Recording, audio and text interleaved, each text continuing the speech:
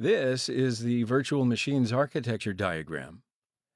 It'll help you understand the network structure of the virtual machines that are installed in the laboratory environment of this course.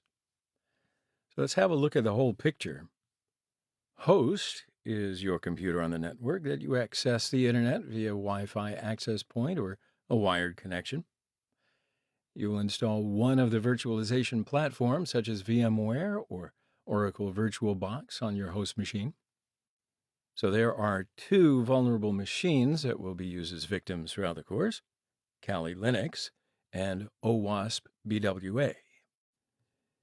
Then here we set the network mode to NAT network, and that connects all the vulnerable machines in the same network. Now you may notice here there are similar NAT modes in VirtualBox network settings, NAT mode and NAT network mode. So if you're going to use Oracle VirtualBox, be sure to select NAT network mode and then set the same network for each machine. That way, the virtual machines will be on the same network and they can be accessed from one to the other. Now, if you're going to use VMware, simply select NAT mode